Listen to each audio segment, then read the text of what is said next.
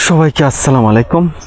আমি দীপক চৌধুরী আপনাদের আজকে দেখানোর চেষ্টা করব সুনামগঞ্জ জেলা, শান্তিগঞ্জ উপজেলা, জকলস ইউনিয়ন, গ্রাম হচ্ছে কাকলি। এখানে আসলে কি রয়েছে আমরা সেটাই এখানে দেখানোর চেষ্টা করব, এবং ওখানকার রাস্তা, ধর্মীয় স্থাপনা, গ্রামে কি রয়েছে ঐতিহ্যবাহী কিছু থাকলে সেটিও দেখানোর চেষ্টা করব। তো আমরা সেটিই দেখানোর চেষ্টা করছি। তাহলে চলুন আমরা এই মুহূর্তে দেখানোর চেষ্টা করছি আপনাদের যে আমরা অলরেডি এই গ্রামের ভিতরেই রয়েছি। আমরা রাস্তা আসলে গ্রামের ভিতরের যে রাস্তাটা, এটি বর্ষাকালীন সময়ে ডুবে যায়, অর্থাৎ ডুবে যাওয়ার ফলে যেটি হয় কাদা হয় প্রচুর। তো যাতায়াত ব্যবস্থা খুবই অচল হয়ে পড়ে, অর্থাৎ এক পাড়া থেকে অন্য পাড়ায় যেতে হলে খুবই দুর্ভোগ পোহাতে হয়। তো তারপরও এখানে গ্রীষ্মকালীন সময়ে যেটি যাতায়াত আমরা জানি যে শুকনা থাকার কারণে এক জায়গা থেকে অন্য জায়গায় যাওয়াটা খুবই সহজ হয়। যতক্ষণ পর্যন্ত বর্তমান প্রেক্ষাপটে যতক্ষণ পর্যন্ত যান চলাচল স্বাভাবিক না হচ্ছে ততক্ষণ পর্যন্ত আসলে এটি স্বাভাবিক হবে না। আমরা সেটি এখানে দেখানোর চেষ্টা করছি। যেটি আরেকটি বিষয় হলো যে এখানে সবচেয়ে ভালো সলিউশন যদি পাই, একটি বিষয় হলো ইলেকট্রিসিটি রয়েছে গ্রামের ভিতরে, পর্যাপ্ত পরিমাণ ইলেকট্রিসিটি রয়েছে।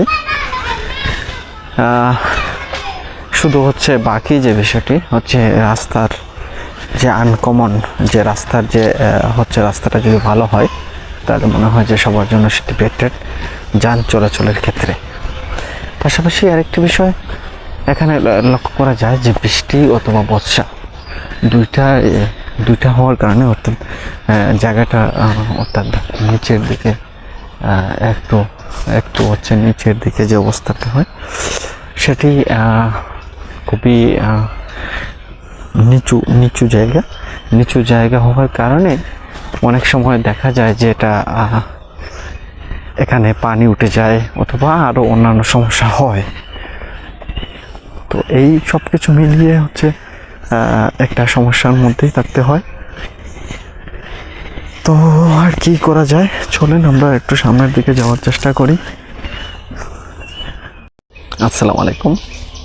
আমি ভিডিও ধারণ করতে করতে এই গ্রামে যখন ঢুকলাম তখনই দেখলাম যে নতুন একটি বিল্ডিং নির্মাণ হচ্ছে। তো এই বিল্ডিং নির্মাণ করতে গিয়ে আমাদের নির্মাণ শ্রমিকরা যে অবদান রাখছে তার গুরুত্ব খুবই ব্যয়বহুল।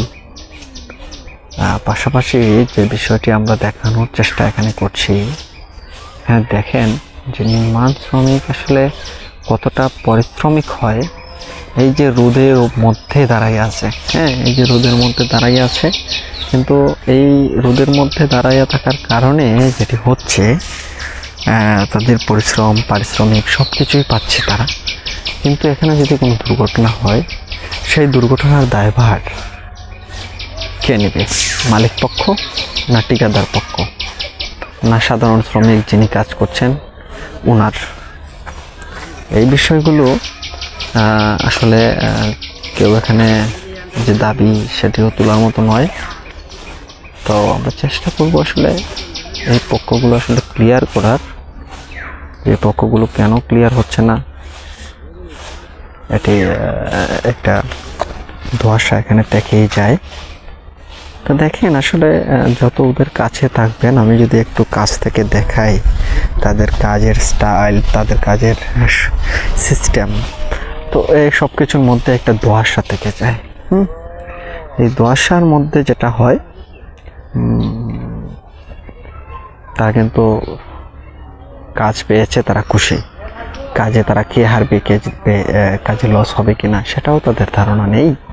তো আসলে এদের আসলে প্রমোট করার মতো সরকারের পক্ষ থেকেও কোনো ভূমিকা নেওয়া হয় না, সংগঠনের পক্ষ থেকে আদৌ কোনো সংগঠন এই ধরনের এদের নিয়ে আসলে কোনো ভূমিকা রাখছে কি না সেটাও বিষয়।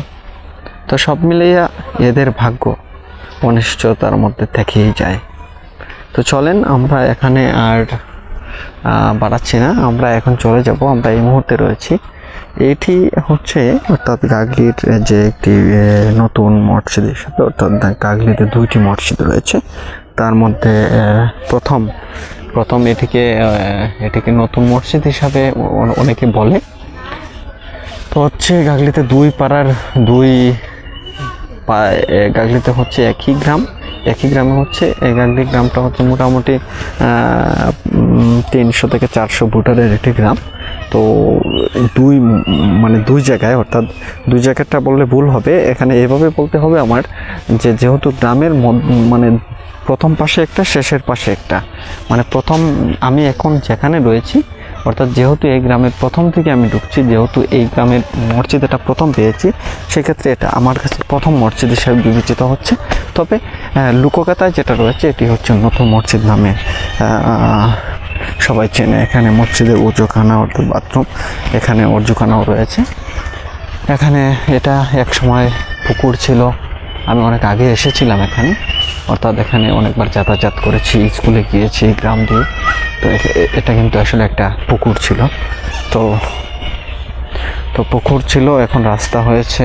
এটা হচ্ছে আমাদের মুয়াজ্জিন সাহেব এখানে থাকেন, ওখানে হচ্ছে নামাজ পড়া হয়। তো নামাজ পড়া হয় এটার মধ্যে। আসলে এখানে যারা কমিটি রয়েছেন তারা খুবই ভালো, যার কারণে অনেক উন্নতি হয়েছে। তবে এটা সংস্কার প্রয়োজন। বর্তমান যুগে এসে এরকম যে টিনের ঘর, সেটি আসলে কোনোভাবেই কাম্য নয়। যদি কোনো দানশীল ব্যক্তির সাহায্য করার ইচ্ছে হয়, তাহলে সেই ক্ষেত্রে আমি কমিটির যে রয়েছে সেটি দেওয়ার চেষ্টা করছি। এখানে আরেকটি হলো এটি কিন্তু একটি রাস্তা, অর্থাৎ এখানে হয়তো যে পাকা একটি রাস্তা রয়েছে সেটি এখানে রয়েছে। তো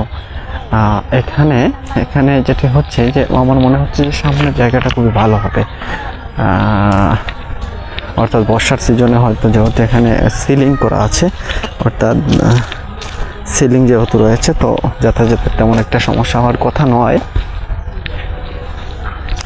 এখানে আমি অনেক আগে একবার এসেছিলাম, কিন্তু তখনকার সময় কাঁচা রাস্তা দেখছিলাম।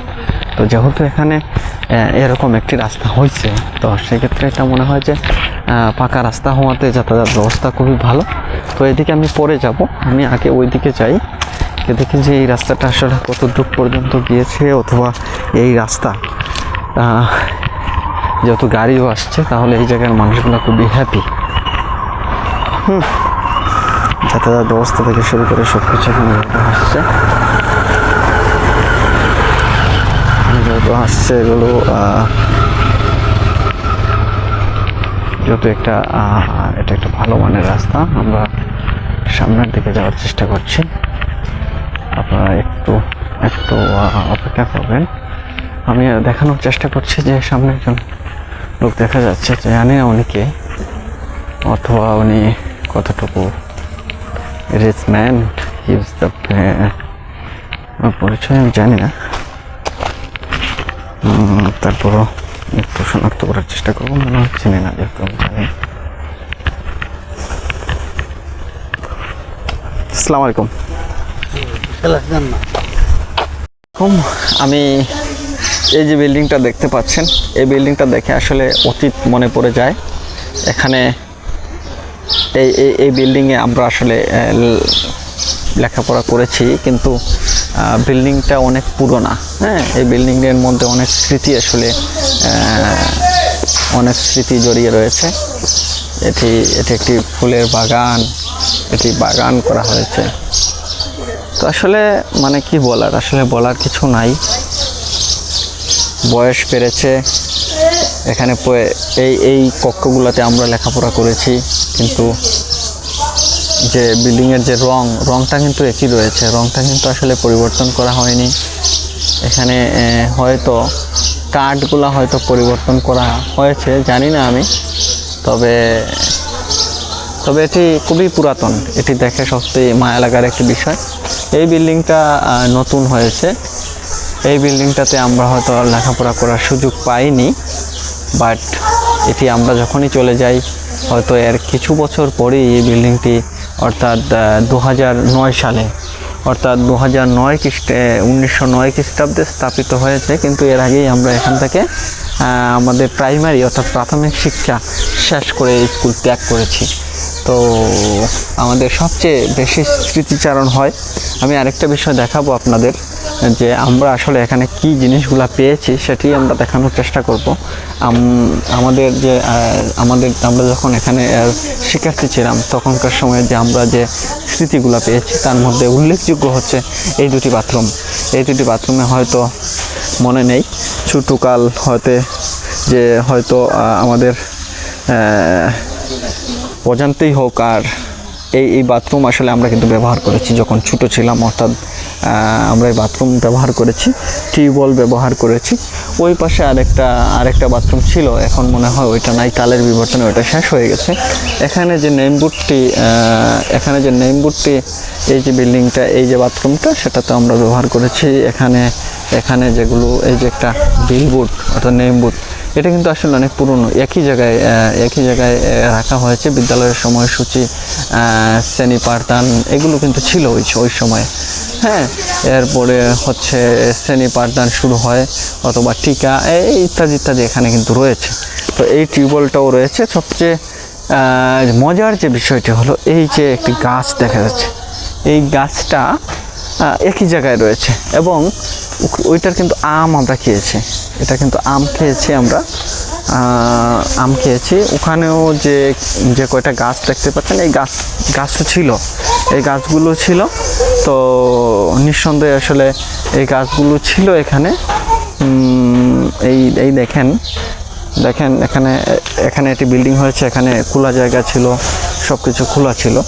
তো সব কিছু মিলেইয়া যে বিষয়টি সামনে আসছে অথবা দেখা যাচ্ছে, এটা খুবই কিন্তু ভালো একটি উদ্যোগ।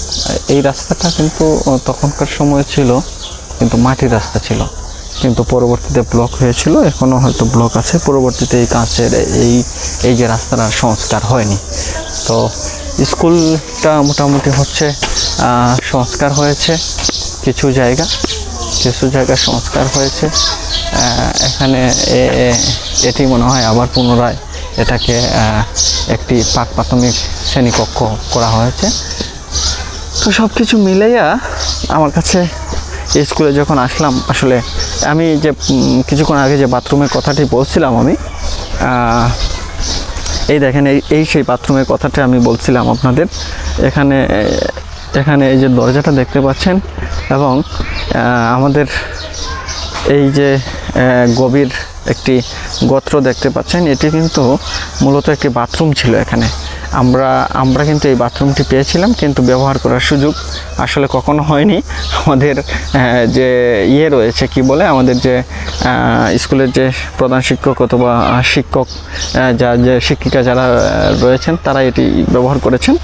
তো এই হচ্ছে এটা ট্যাঙ্কি, এটা কিন্তু বাথরুমের হয়তো কালের বিবর্তন, এটা মাটির নিচে চলে গেছে। কিন্তু আসলে পাশাপাশি আরেকটা বিষয় বলে রাখি, এটা কিন্তু টিউবওয়েল ছিল। হ্যাঁ, এই হচ্ছে সেই টিউবওয়েল, কিন্তু এটা টিউবওয়েল ছিল, এটা বাথরুম নয়, এটা টিউবওয়েল ছিল, কিন্তু এটা নষ্ট হয়ে গেছে, জানি না কেন। আর এটি হচ্ছে আমাদের একটি বাথরুম। আসলে এগুলো দেখলে আসলে অনেক স্মৃতি চলে আসে। এটি হচ্ছে তার একটি নমুনা। তো আমার এখানে মনে পড়লো, এখানে আসলে এই জায়গাটাতে আমরা যখন ছিলাম তখনকার সময়ে কিন্তু হাঁস পালন করা হইতো, কিন্তু আজকে যখন আসলাম এই হাঁসটি যখন দেখলাম আমি, তাহলে 20 বছরের পুরনো একটি স্মৃতি এবং ঐতিহ্য বলা যেতে পারে। এখানে কিন্তু সেই হাঁসের ব্যবসাটা রয়েছে। তো যার এই হাঁসের ব্যবসাটা রয়েছে উনি আসলে খুবই ভাগ্যবান এবং হ্যাপি যে এতদিনের প্রাচীন যে ব্যবসাটি এটি ধরে রাখতে পেরেছেন। তো এর জন্য ওনাকে কৃতজ্ঞতা জানাই। কিন্তু বর্তমান সময়ে এই হাঁসের মালিক কে রয়েছেন সেটি আমি জানি না দুর্ভাগ্যবশত। তো এখানে কোনো মালিক পক্ষ পাচ্ছি না, হয়তো থাকলে হয়তো ওনাদের সাথে কথা বলতাম, কথা বলে হয়তো যদি আমাদের পরিচিত কেউ থাকতো তাহলে ভালো লাগতো। তো চলেন, আর ভিডিও আসলে দীর্ঘায়িত করব না। অনেক এই জায়গাটা অনেক স্মৃতি মনে পড়ে। এই যে দুইটি গাছ দেখতে পাচ্ছেন, এই গাছটি শুধু স্মৃতির মধ্যে রয়েছে, আর এখানে তেমন কিছুই নেই। দেখতে দেখতে এই যে জায়গাটা, এই জায়গাটা কিন্তু আসলে অনেক পরিত্যক্ত ছিল। ওখানে কিন্তু একটা তেঁতুল গাছ ছিল, সেটাকে যে গল্পকথার যে গল্প রয়েছে যে ভুতুরে গাছ, সেটিও বলা হতো। এখানে পিছনে যে বিল্ডিংটি সেটি ছিল না এখানে। তো শুধু এখানে অনেক গাছ ডালপালা, এই যে নারকেল গাছটাও রয়েছে এবং আম গাছটাও এখানে সেটি পুরান, সেটিও রয়েছে, নারকেল গাছটাও রয়েছে, এই নারকেল গাছটাও রয়েছে, আম গাছ, অর্থাৎ এখানে কিছু সংখ্যক গাছ যেটি তখনকার সময় ছোটো ছিল সেগুলোই আছে, কিন্তু বড় অনেকগুলো গাছ এখানে ছিল। এই যে মধ্যে যে ফাঁকা জায়গাটা, সেই জায়গাটাতে আসলে গাছের জন্য আসলে ওই জায়গায় যাওয়াই যায়নি, ওইগুলো কিন্তু কেটে ফেলা হয়েছে। তো যাই হোক, আমাদের অনেক স্মৃতি আসলে এই আমার বিশেষ করে আমার বাল্যকালে অনেক স্মৃতি এখানে রয়েছে। আমি আপনাদের দেখানোর চেষ্টা করব। এখানে অনেক গাছ ছিল, এখানে হয়তো এই দেখেন একটা গাছ, এটি হয়তো এটি পুরানা, হ্যাঁ, এটি এখানে রয়েই গেছে, এখানে হয়তো কালের বিবর্তনে এটি রয়ে গেছে, কিন্তু বড় হয়নি কেন জানি না, হয়তো এখান থেকে কমানো হয়েছে গাছ কেটে। এই যে গাছটা দেখতে পাচ্ছেন, এটি কিন্তু অত্যন্ত পুরানা, সেটি এখানে ছিল। আর বাকিটা হচ্ছে এই যেখানে সবজি করা হচ্ছে, এইগুলো ছিল আগে, ওই একই সময় কিন্তু এগুলো এখানে হতো। তো এই হচ্ছে সব কিছু মিলে আর কি। তো আমরা সামনের দিকে যাব এবং ভালো কিছু দেখানোর চেষ্টা করব, সেই পর্যন্ত আপনারা সঙ্গে থাকবেন। তাহলে বন্ধুরা, আজকে আপনাদের থেকে আমি বিদায় নিচ্ছি না, আমি দেখানোর চেষ্টা করছি সামনে আসলে কিছু পাই কিনা, তাহলে সেটি আপনাদের দেখানোর চেষ্টা করব। ছাগল রয়েছে আমার পাশে, আসলে চলাফেরা করা আর হচ্ছে যখন আপনি কোনো কিছু ধারণ করবেন, এই ফার্মগুলো ছিল না। তো যাই হোক, আমি আজকে আর ভিডিওটা লং করছি না, আমি এখানে সমাপ্ত করার চেষ্টা করছি। তবে সামনে যদি কিছু পাই অবশ্যই তুলে ধরবো।